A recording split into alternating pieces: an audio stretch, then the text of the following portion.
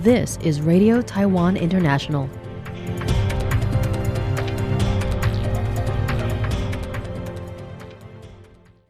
Welcome to the news on Radio Taiwan International. I'm Michelle Chang, coming to you from Taipei, Taiwan. We begin with a look at today's top stories for Friday, November 21st.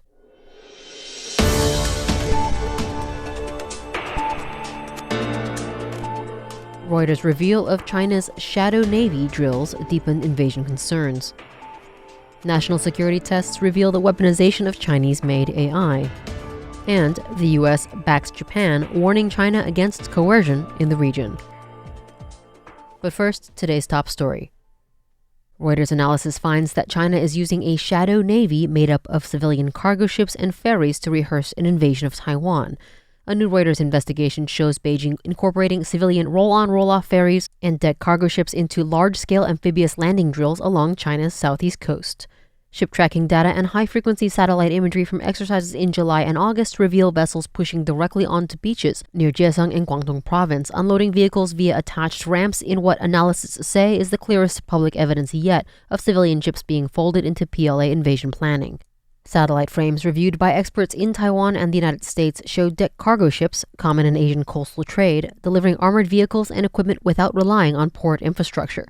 The drills also featured the reappearance of a self-propelled floating pier system previously believed to be sidelined due to technical problems, suggesting Beijing is refining mobile logistics platforms designed to speed up landings if Taiwan's ports are destroyed or blocked during a conflict. Military analysts told Reuters the use of commercial ships marks a significant expansion of China's potential first-wave abilities, narrowing the gap between its current lift capacity and the forces required for a full-scale assault. Some Taiwanese officials caution that the exercises also serve a psychological purpose, warning that Beijing aims to use high-profile landings as part of broader cognitive warfare to intimidate Taiwan and its allies.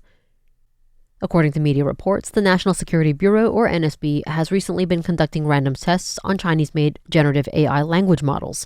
The results show that 5 models not only claim that Taiwan is currently under the jurisdiction of the Chinese government, but can also assist in generating cyber attack commands, clearly indicating that Chinese-made AI has been weaponized.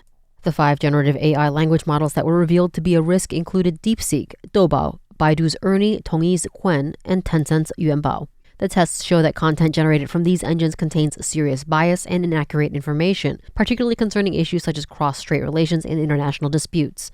All 5 models touted the official stance of the CCP, stating that Taiwan is not a country and there is no so-called national leader in Taiwan. Furthermore, specific keywords such as democracy, freedom, and human rights seem to be deliberately excluded, indicating that the engines are subject to political censorship and control. Democracy, Society, and Emerging Technology Research Institute Democratic Governance Program Director Kai-Sen Huang stated that he is not surprised by this result.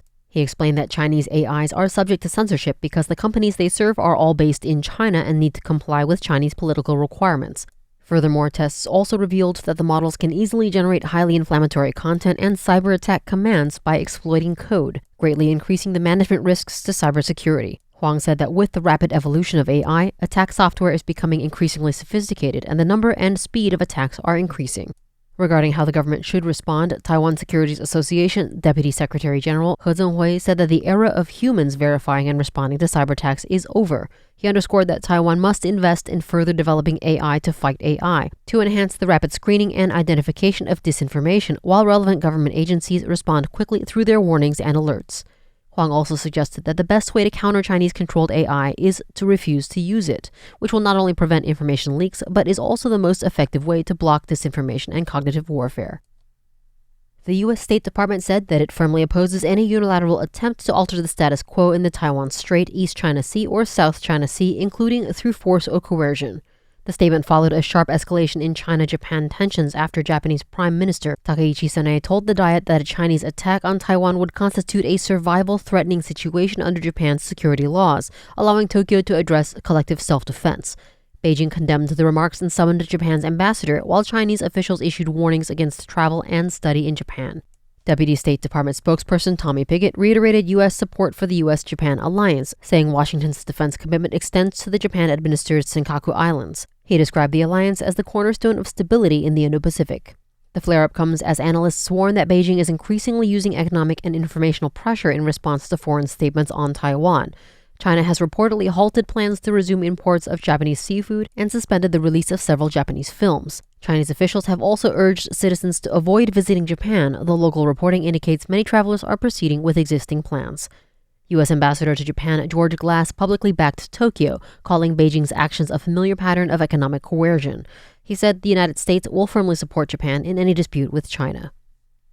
While the United States courts Central Asia to secure critical minerals, analysts say the real goal is countering China and Russia, potentially by reopening a military base in Kyrgyzstan. United States President Donald Trump recently hosted the first ever White House summit bringing together the presidents of all 5 Central Asian nations: Kazakhstan, Uzbekistan, Kyrgyzstan, Tajikistan, and Turkmenistan.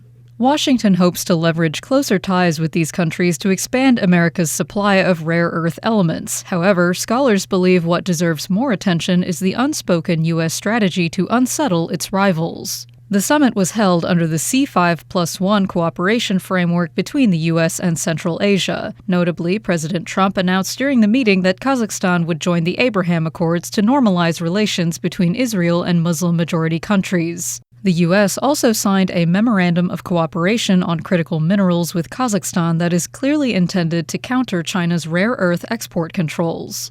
Per the analysis of Associate Research Fellow at Taiwan's Institute for National Defense and Security Research, Shi Jianyu, the 5 Central Asian states have long been constrained by Russia in military security and by China in economic development. Shi explained that Russia maintains 3 military bases in Central Asia, as well as missile launch and testing sites. As for China, the past 20 years has seen it greatly expand its economic influence in the region, especially since the Belt and Road Initiative was implemented in 2013. So when the United States suddenly re-engaged, these countries naturally looked to American influence as a counterbalance to Russia and China. As for America's intentions in courting Central Asia, Shi said Washington had originally hoped to quickly bring an end to the wars in Ukraine and Gaza so that it could refocus on dealing with China. But since progress stalled, the U.S. has fallen back on Plan B, countering China by acting in what is effectively their geopolitical backyard.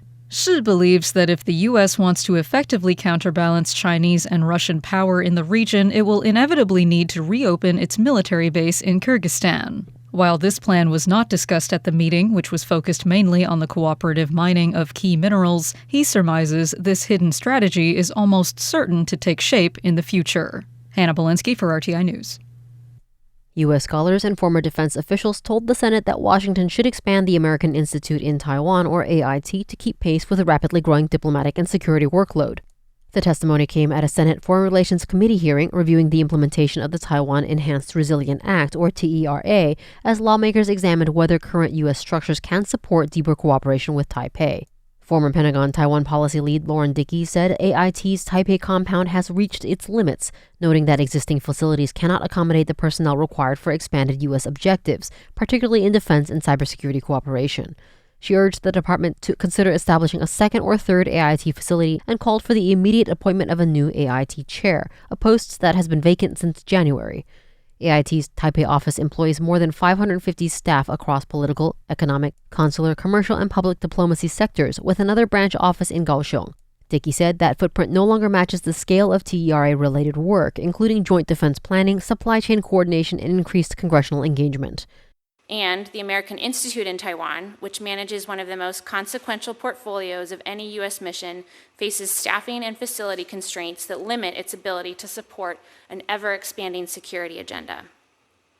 To address these challenges, I'll quickly offer 6 recommendations that are detailed further. Fifth, strengthen AIT's staffing, facilities, and leadership, including by mandating Senate confirmation for the AIT Taipei director and immediate appointment of a Washington-based AIT chairperson. Bonnie Glaser, managing director of the German Marshall Fund's Indo-Pacific program, also recommended expanding staffing and authorizing more interagency detailees. Thanks for joining me for the news. I'm Michelle Chang. Stay tuned for another 50 minutes of English language features brought to you by Radio Taiwan International. Catch the latest RTI news, programs, previews, and more on our website, rti.org.tw. That's rti.org.tw.